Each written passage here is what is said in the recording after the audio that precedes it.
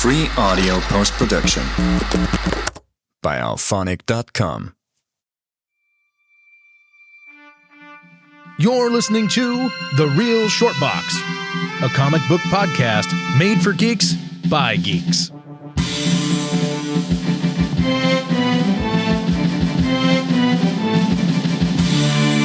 Hello, everybody. Thank you for tuning in and listening. We are The Real Short Box here at WCBH Studios in fine Chatsworth, California, courtesy of Rumble Spoon Productions.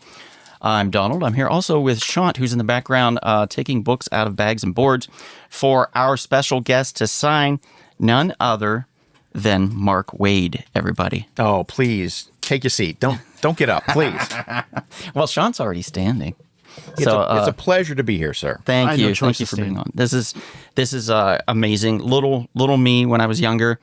Not that little. I don't want to make you feel. Thanks so much. Yeah. Back when you were young, Mark. But younger me would be so proud right now. So thank you for this. I appreciate that very much. And I'm probably going to have Shant take some pictures too of us. We'll walk around and take photos as we're recording. All right. I have to pretend to look you. I have to look you in the eye now. Yeah, okay. Yeah. What people at home don't realize is that I'm busy signing 1 million comics while I'm doing this. So this is the only time I'm actually going to look you in the eye is for the photo op. All right, ready? Here. All right, we're ready. Take some photos. Ready. There we go. All right. You taking photos? Yeah, good? Okay. Too many photos? All right, Okay. we're good. All right, keep going. Thank you, sir. So, yeah, he's signing a ton of comics here at the shop for people that want to come in and purchase them. It's going to be amazing. We just got done with a live show, about 2 hours of you selling some of your own personal comics, autographing them for people, telling stories. And I thought, well, let's bring you over here and let's ask you a few questions.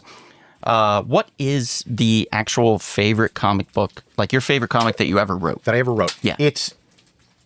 The answer is different on different days. Okay. But I That's fair. generally default to Superman Birthright. I generally default to Superman Birthright because that is my love letter to Superman. Mm-hmm. And it was, my chance to say everything I really wanted to say about Superman in 12 issues.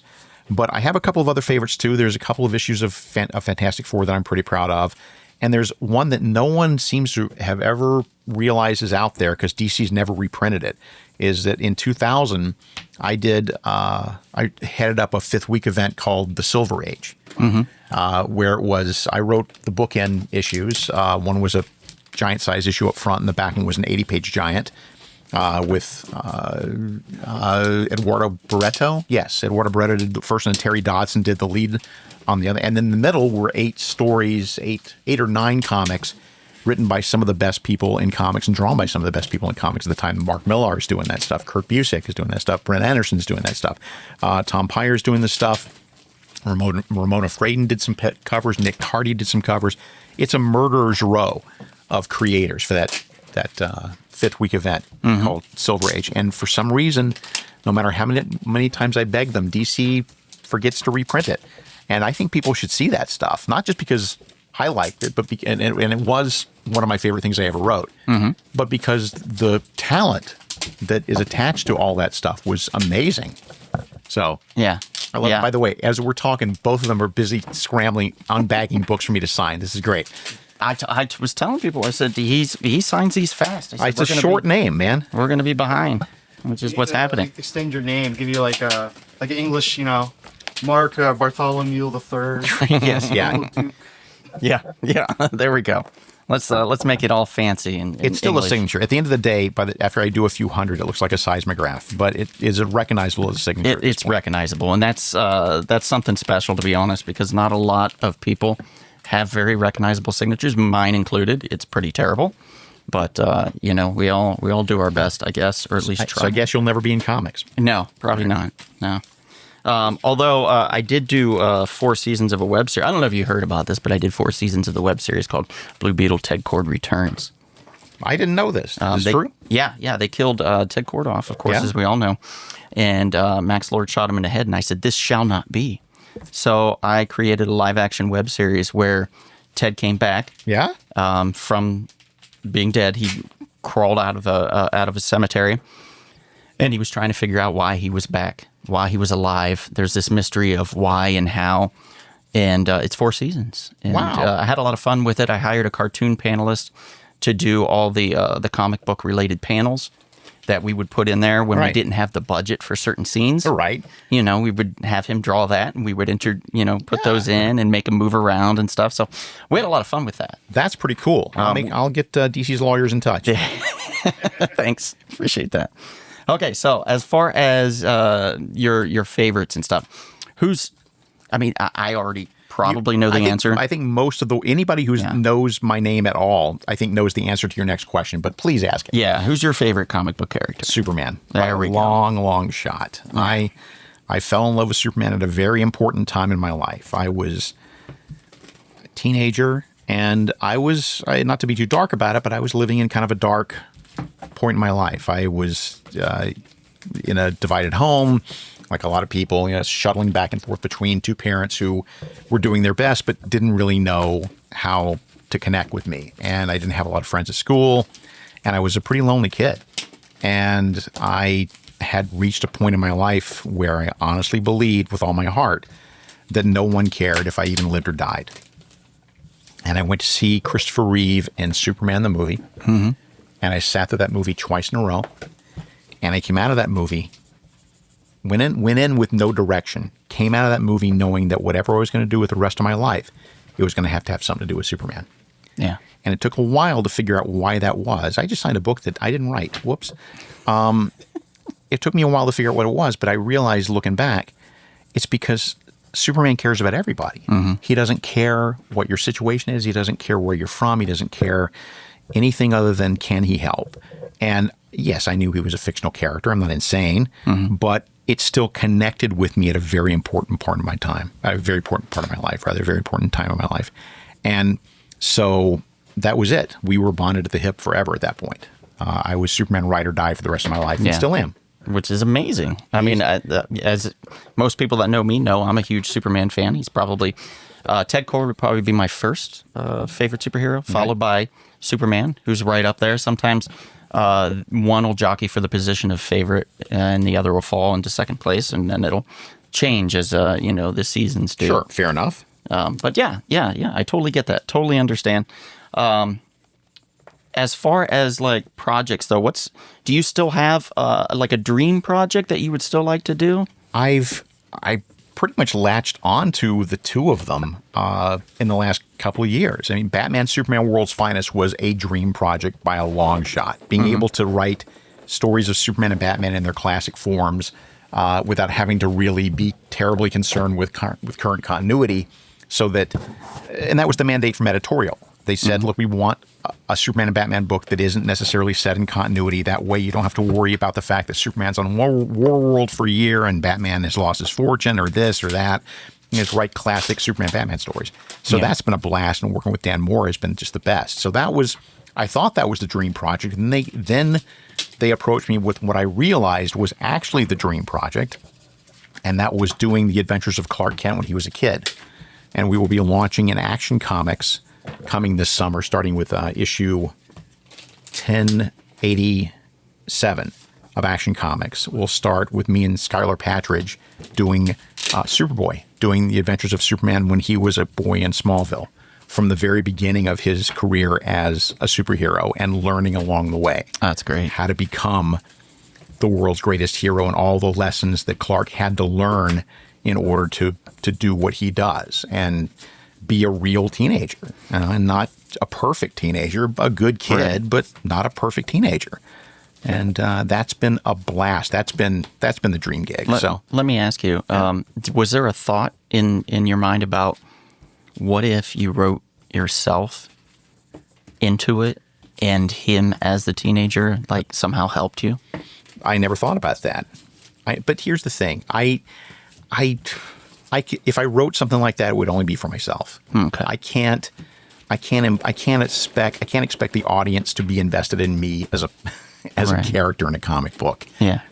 It seems a little egotistical. So I just based on what you were talking about earlier, it would it would make sense in my head, but Well, that's only because I know that conversation now. I know but that writing, story. but being able to write this, write the story that I told you about why I love Superman, but with a different character and as a proxy to me, that's actually a really good idea. I guess I'll send you a royalty check when I. Oh, there we go. That Yeah, one, so. yeah, you're welcome. Oh no, sit down, please. Sit down. Okay, so piggybacking off all these other questions, we've got Irredeemable, we've got Kingdom Come, we've got Absolute Power. My main question is, who hurt you? Look, the big projects are fun. I mean, they're a lot of work. They're a lot of jockeying around of a million characters, but that's why God made the trading cards, which is what I use to get me through the crossovers. Is I have trading cards out there and for every single character right in front of me on the desk. Nice. So that I can move them around like chess pieces and use them as visual aids to remind myself, oh, wait, Aquaman hasn't had anything to do for 2 pages. Or, oh, crap, I got to put Mary Marvel into the story somewhere. Oh, that's cool. And so that helps me. But I enjoy doing that big form storytelling. And the next one that's coming out is it's turning out to be a really big story. It's called We Are Yesterday. And it's crossing over between World's Finest Comics and Justice League Unlimited for 2 months, including a World's Finest Annual and a bonus issue of Justice League. So 6 issues altogether. The Justice League versus the Legion of Doom across time and space. And which makes it, that's why you're crossing over from World's Finest, which is set in the past, to Justice League Unlimited, which is set in the present. And it's a blast. That sounds so cool. Yeah. I'm very lucky to be able to work with the characters that I love. Yeah. Yeah. I mean, it is. I can't say I'm never jealous or not jealous about it because, any comic book fan has always wished that they could at some point create a certain character that they thought about or write something and people would read it and enjoy it and stuff. So it's a real Mary Marvel. It's a marvel of a thing for that to happen and for you to be able to do this for a living.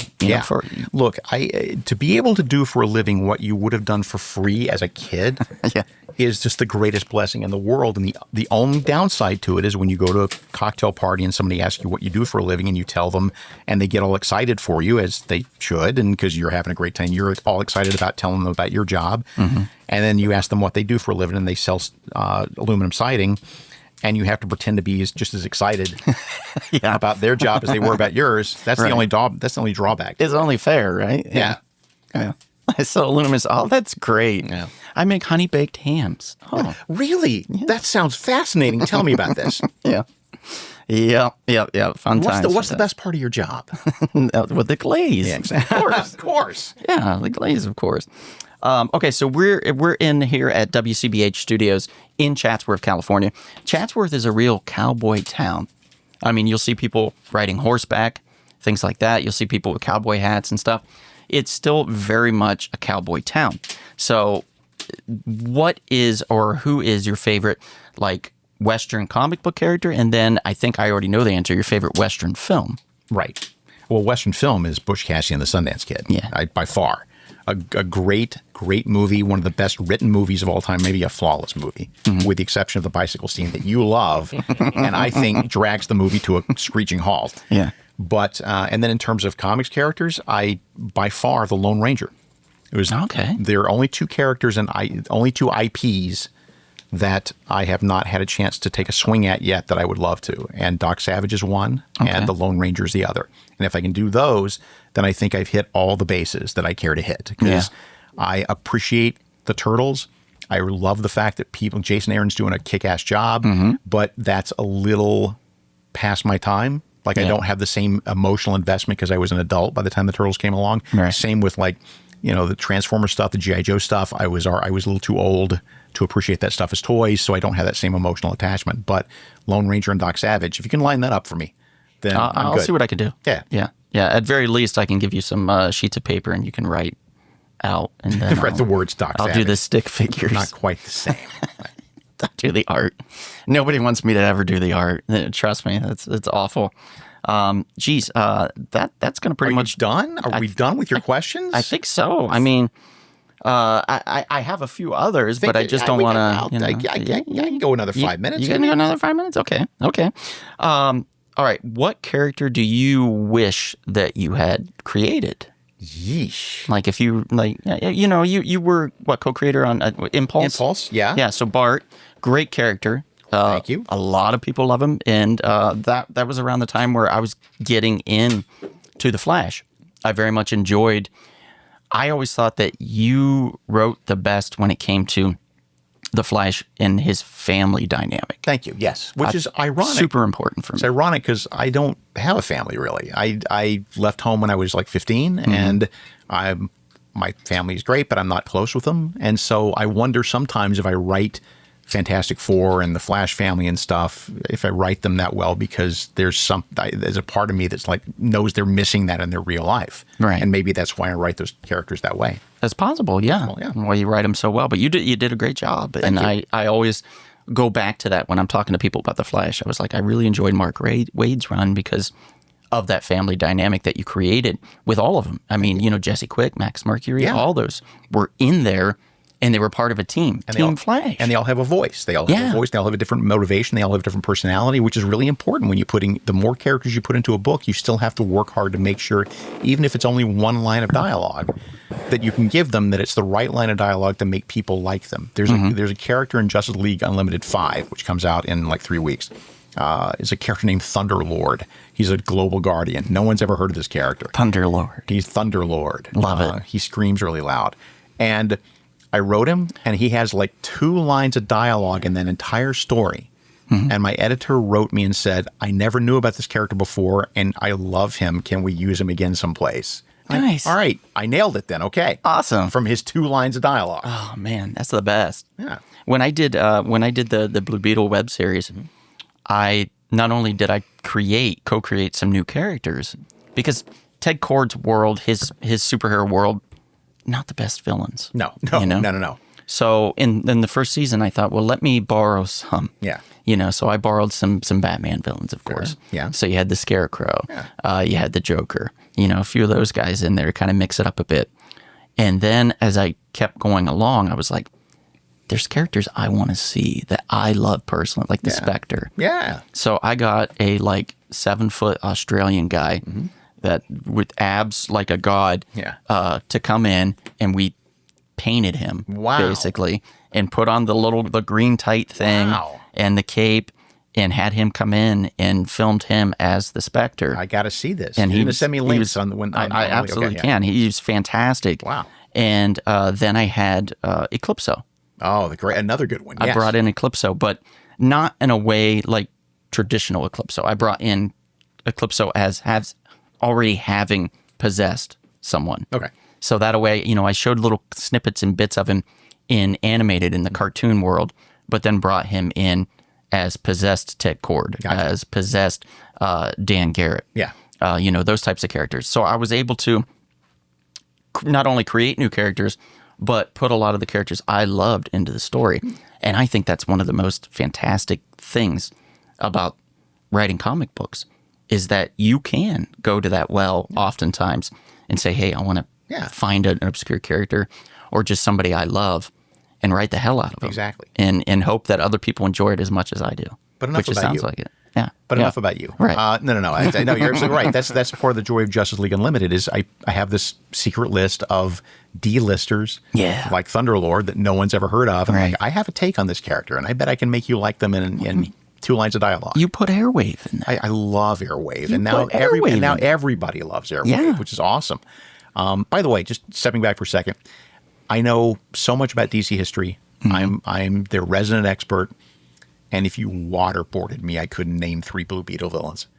Right? It's not easy. No. Isn't from the Charlton era? You got the Mad Men? Yep. That's the one everybody knows. Punch and Judy from the Charlton era? Well, technically, yeah. Yeah, but I think they were Captain Atom. Captain Atom. Yeah. Nice try. Which is within that. Weird power level there. Yeah. I mean, you could technically say, I guess, the Question in a way, but not really. Yeah. Nightshade. Yeah. Nightshade, I guess you could say too. What was it? Carpax? Carapax. Carapax, yeah. That's the other one that everybody knows or knows now. Knows now Because of that's the the other movie. one that 5 people know. Yeah, that's Yes. true. That's true, yeah. But there wasn't many. Ask me one more question. All Ask right. me one more question. Free for all. Ask me. Oh, man. One more question. Sean, do you want to ask the Sean, question? ask the Since question. Well, I had haven't- actually a follow up about your mention about DC. Did you work on the Who's Who? Oh yeah, dude. I Were you the one implemented, or you just no, were involved? I was involved. By the time I got to DC, they were running. They'd done the first series, and they were doing appendixes. They were doing like 4-issue miniseries after, and so I was heading those up as the editor and also as ghostwriter a lot of times. And then once they did the loose leaf stuff, I did a ton of those, and I wrote. I mean, I lived and breathed that stuff. I love doing that stuff. I also DC did a bunch of cosmic cards, trading cards during that time. With facts and fun stuff about the characters in the back and origin recaps and stuff. There's 180 cards. I wrote all of those cards in 2 days. Wow. That was wow. the deadline. And so it was like I was a maniac. I'm like, don't look back. Just keep typing. Because I was the only person in the world who could tell you what Heatwave's first appearance was off the top of my head. So I was the right guy for the So job. he was the original DC key collector. Yeah. Yeah, really. Yeah. So when you worked on the when you're writing all that stuff, like how much of that was research? Like you had to go into the archives, pull all that, read this, or how much was just off the top of your head? Most of it's off the top of my head. And then it would a matter of then just going back and just double checking and making sure I crossed the T's and dotted the I's and got everything right. It's harder now. Yeah. I'm working on some research stuff now, and now there's 40 years more of DC history and 40 years more worth of DC retcons that have to be taken into account. So I, with my vaunted brain, cannot tell you what Hawkman's history is. Yeah. But no, that's- really that's no a one It can. took a while for them to just chuck it and figure out something. That's now one of those. No, they still haven't. It's one of those. It's like one of those classic math formulas that, equations that no mathematician has ever been able to solve for 50 years or whatever. Like, Fermi's paradox or Yeah. something. That's what Hawkman is. No one can figure out Hawkman. I will do this if it kills me. Yeah. So if you were offered the chance, if you had a Hawkman store, you offered the chance, would you just chuck everything and make your own history, or would you actually try to amalgamate? I'd amalgamate everything. I can't. I don't have it in me to get rid of the history. I just don't. That's the fun of it. But you for saw me. what he did with what was it, Legionnaires and Yeah, Legion that was Superheroes different. and That was no one. We couldn't get people to be interested in the Legion to save our lives because once you took Superboy and Supergirl out of the Legion, you crippled that franchise. You just completely knocked the pins out from under that franchise, and it was never the same. So we did our best with what people call the Archie Legion. Well, you got a trading card in the first issue. That's true. It's polybagged like they did in the day. Yeah. Right. Yeah. So I remember that very well. I was super excited to grab that. I thought it was polybagged. Here's a Hawkman story. So there was a moment. Would have been 1997 probably, and Jim Lee and I were sitting in editor Dan Raspler's office. This is after the Wildstorm sale? This is after the one. This is in the middle of it, maybe. I think. I mean, so Jim is there as an artist. He's not on staff at this point. He's there as an artist, and I'm sitting there. We're just shooting the. I don't want to say the breeze. Shooting the breeze. Yeah. There you go. And we started talking about, wouldn't it be cool to take a DC character and put them in the Wildstorm universe for a year, and conversely, take a Wildstorm character and put him in the DC universe for a year? And we started to get really animated about this. And as we're talking about this, Jim has actually drawn a Hawkman drawing just idly while we're talking about this. And so it was going to be Hawkman. It was and Jim said, "I'll draw it if you'll write it." Like, that will be awesome. And then lawyers got in the way. Stupid lawyers. But there's a world out there in which Jim and I did a Hawkman series back in the day. We got to find a way to get these two, Jim Lee and Mark Waid, together and just reminisce. And then just call Jim up. Yeah. They did that though with Captain Atom, right? Like Wildstorm, they ended up doing like a 12. And vice versa 12 with issue series. Grifter now. Right. Yeah. Oh yeah. Yeah. Everybody still loves Grifter. Grifter's a popular character. He's like a Gambit, basically. He's the DC now. DC's Gambit, I guess. Yeah, you could I guess say. so. Yeah, which is cool. So when you do research now, you talk about, you have to do, is it like you get everything, or you just take things? Like I'm assuming the editorial gives it to you or something? Yeah, I mean, they'll provide. They have like a Bible? They still have like a Bible? No, actually, that they don't, which is actually, one of my another dream project. Would it be cool if I could do with them what I did with History of the Marvel Universe, right? And that would be a pretty sweet gig, but that would involve diving like a porpoise, like Uncle Scrooge through his money bin through 85 years of DC comic books, and that's my happy place. So maybe we can make something like that happen. Yeah. That'd be great. It'd be well. I know they got a little nostalgic with putting out the style guide. That that Jose Garcia Lopez. Yeah, was really and that sold good. out. That sold out immediately. Like, who would have thought? I'm one of the lucky ones who had one of the original style guides because I think it fell off the truck when I left staff.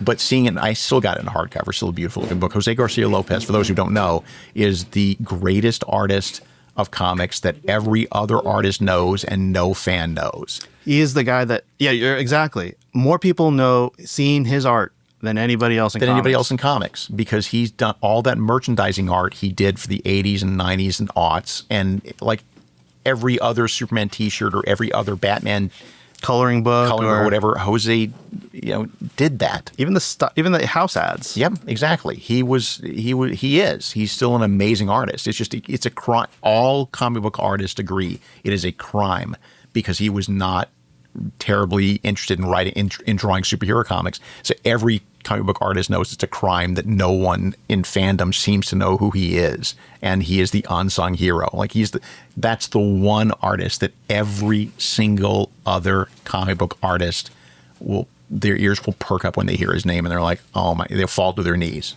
in worship. Yeah, the moment I realized, when I got into started collecting comics, I started getting more into like the history and collecting and all that, and I saw who he was. I saw his art, and I started recognizing the mugs, the superpowers, packaging, and all that stuff. We live out here in LA, and Valencia. They have the Six Flags. Yeah, the Superman ride. That's him doing the artwork on that. Yeah, the decals. Which I went in on that ride blind. I didn't know that it did what it did, and it scared. It scared me so bad. Like we were having a conversation. It was me and my friend, and we were just talking. Then suddenly it was like, and then that ended the conversation real quick. That was it. Well, I mean, that's actually a good point. Like, do you like the Superman ride? Have you been on it? I've not been on it. Do you like roller coasters? I love roller coasters. What I think I have learned last summer, to my shame and great disappointment, is that I'm not sure I can do roller coasters anymore. I thought I could, and then I got on one, and I hadn't been on one in a long time, and it was not a pleasant experience. And that kills me. It makes me feel like I'm 112 years old, right? Like I never wanted to lose my love for roller coasters. So I'd give me enough Dramamine, maybe. This one's more like the demon drop. Yeah, you know what I mean? Like this one's just like only in reverse. Right. Like I sometimes they change it, and it'll be Lex Luthor's ride, and it'll go the opposite way. But anyway, thank you, Mark, so much for being on here. and for answering every single question we threw at you, and for being so polite and nice to us. We appreciate that very much, and we appreciate you coming into the shop here at WCBH Studios. We Can Be Heroes in Chatsworth, California. Absolutely. So thank you. I encourage people to come to the store. It's a good store. Appreciate that. All right, everybody, thank you. And if we don't see you out and about anytime soon, perhaps we'll see you at the comic shop. This has been The Real Short Box. We'll see you at the comic shop. Thanks for listening.